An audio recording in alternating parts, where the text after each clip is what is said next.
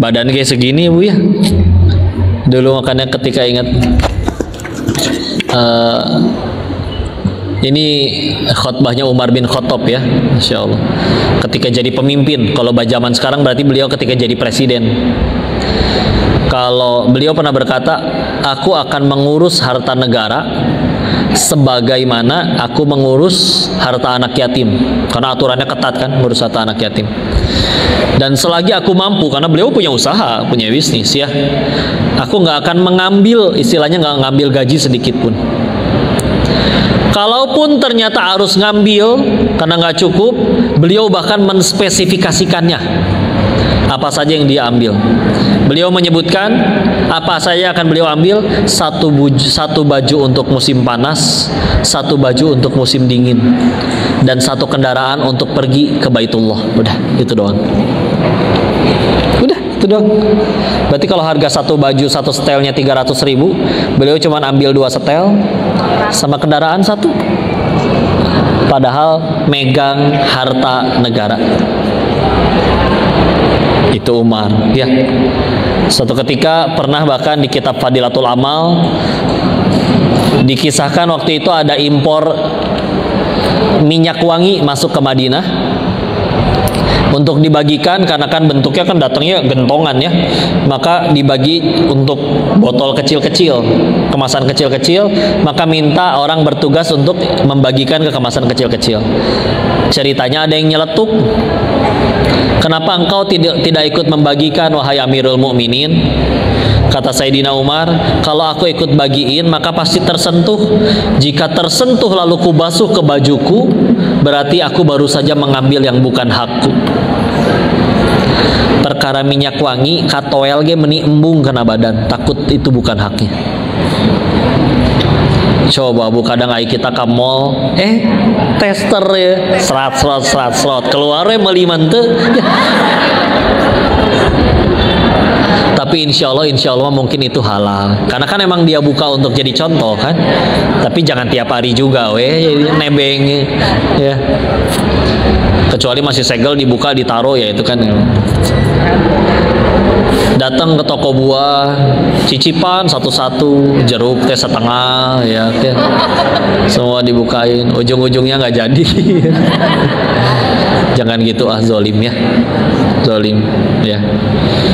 Kecuali benar bismillah yakin yang pengen beli. Dari lagian punten ya, kita nyoba nih satu nih Bu ya, yang kita cobain manis kan yang itu, jeruk lainnya belum tentu.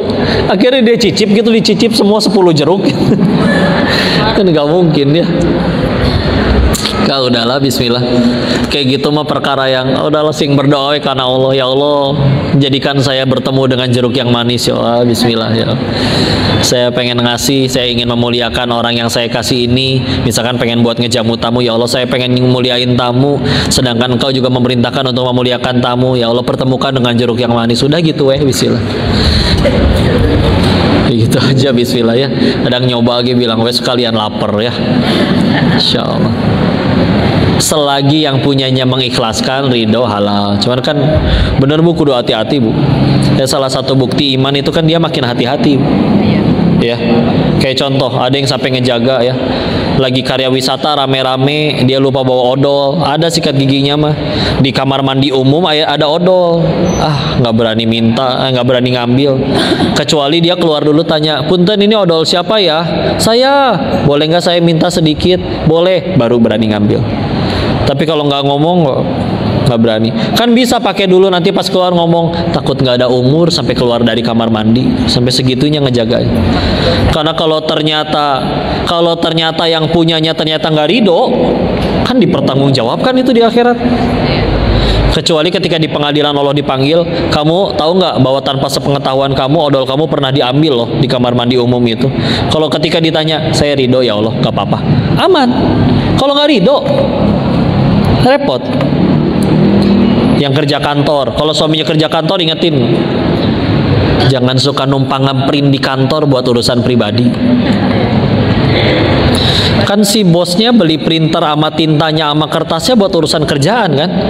Terus dia pengen jualan cilok di rumah, numpang ngeprint untuk urusan pribadi, bukan buat kerjaan, tanpa izin ke bosnya. Demi Allah dipertanggungjawabkan itu nanti. Kecuali diizinin, aman. Kalau ternyata nggak diizinin, kan tetap aja Bu. Syariat kan fungsinya itu, akhirnya ngejaga kan, supaya akhirnya, dan makin kuatnya iman, makin nggak berani ngelanggar syariat. Baik 1 miliar atau 100 perak pun, kalau kata Allah haram, haram, ya sama, ya sama aja, ya. Apalagi Bu, mau nggak belajar waro? Ini sifat yang waro namanya, hati-hati, ya. Dan orang yang punya sifat waro ini derajatnya beda itu di sisi Allah, ya. Mau ya belajar waro ya? Sepakat? Sepakat? Kalau sepakat, nyampe rumah nanti tolong ke dapur, terus cek tabung gasnya warna apa. Kalau hijau, tolong dibaca ada tulisan apa.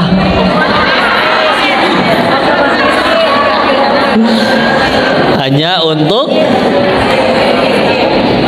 Bu, ibu kan gak miskin kali Bu ya. Masya Allah ya. Gak ada tulisannya, udah dihapus. Gak Bu, beneran Bu. Kenapa yang 3 kilo itu murah? Karena kan subsidi. Jadi pemimpin di tempat kita berada mensubsidi sehingga harganya jadi lebih murah, supaya bisa dibeli oleh yang mungkin kemampuan ekonominya tidak sebaik orang kebanyakan, yang pedagang-pedagang kecil, yang juga memang tidak mampu. Maka definisi miskin menurut yang bikin peraturannya, waktu saya cari-cari di Google, ternyata adalah orang yang berpenghasilan di bawah 1.500.000 per bulan.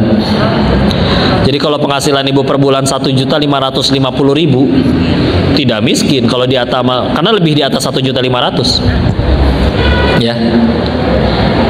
Karena kalau ternyata ibu seharusnya tidak boleh beli, karena ternyata orang kemana-mana, misalkan mobil ada, gaji gede misalkan, beli yang 3 kilo, lalu yang benar-benar berhak nggak punya duit buat beli yang 5 kilo atau yang 12 kilo, cuman ada uangnya yang 3 kilo, nggak kebagian, tadi udah diborong tuh sama mobil yang baru lewat. Demi Allah dimintai pertanggungjawaban itu ya. Ayo siap.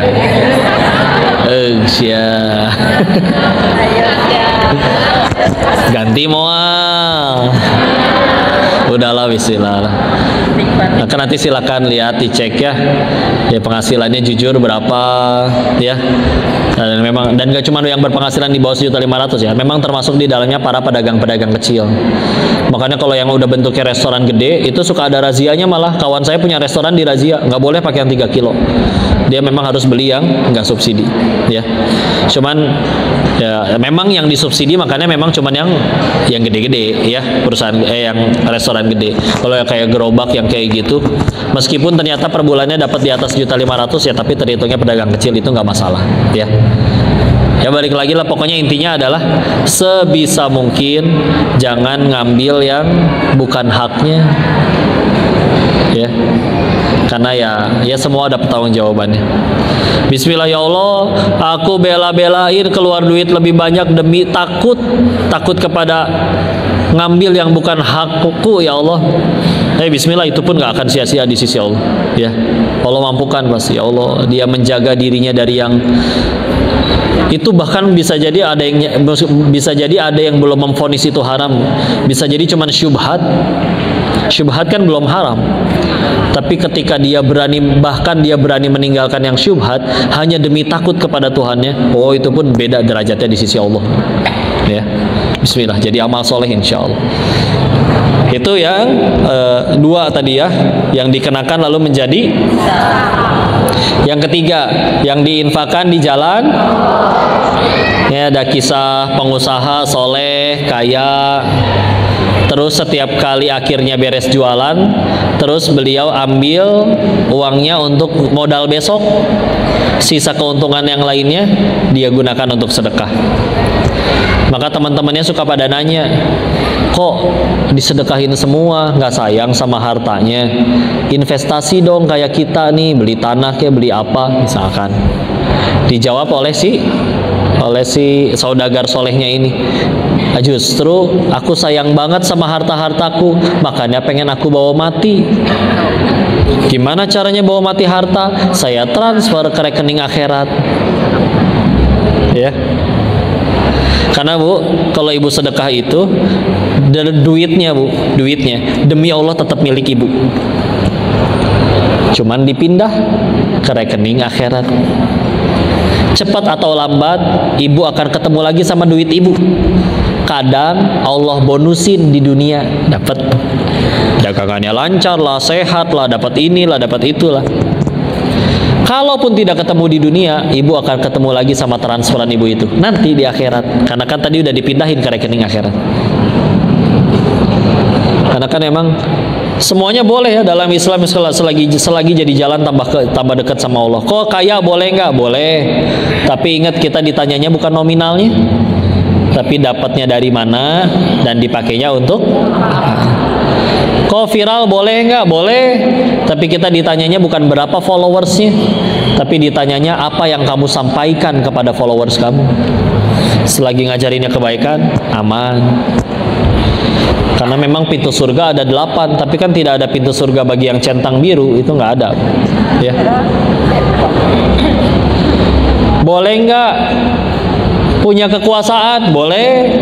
Tapi bukan buat sombong-sombongan sama aji mumpung gunain kekuasaan dan fasilitas, tapi hanya alat.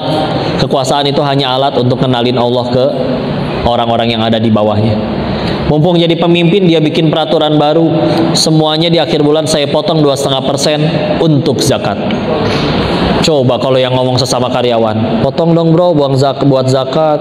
Siapa kamu ngatur-ngatur saya? Tapi kalau yang ngomong bosnya, wah bisa apa kalau udah bos yang ngomong? Kalau nggak suka silakan pergi ke perusahaan lain, masih banyak yang mau kerja, misalkan. Ya. Cuman saya nggak mau ada orang kerja di bawah saya, terutama yang muslim yang tidak bayar zakat. Saya jadiin peraturan aja sekalian. Ya. Kemudian di zaman selepas Nabi wafat, semenjak zaman Abu Bakar sampai seterusnya, orang nggak bayar zakat itu nggak cuman dicaci, nggak cuman di apa, diperangi. Karena memang di surat 9 At-Taubah ayat 103 ya, Ustaz ya. Khudz min amwalihim. Khudz itu ambil. Bukan diminta baik-baik lah, tapi bahkan diminta khudz min amwalihim, ambil. Ya. Sehingga bahkan kalau kita baca kitab-kitab sejarah tentang dulu gimana ngambil zakat, sampai ada hadis di kitab Abu Daud bahwa kita itu diperintahkan untuk membuat ridho si petugas amil yang ngambilnya. Ya. Jadi membuat ridhonya dengan apa? Dicek nih, oh hartanya segini, misalkan dia punya 100 ekor domba, diambil yang mana? Dia akhirnya memberikan yang terbaik, lalu akhirnya membuat si petugasnya ridho karena ini akan diserahkan kepada Rasulullah untuk dibagikan lagi kepada yang berhak. Sampai berhak. Kalau misalkan sampai tidak ridho, belum ridho, kamu punya banyak yang bagus, dikasihnya kambing yang kurus. Itu secara syariat di hadis tersebut boleh, silakan untuk jadi nggak terserah si yang punya hartanya, tapi terserah yang ya otoritas amilin yang untuk ngambil zakatnya. Ada kisah-kisah seperti itu ya, sampai sebegitunya.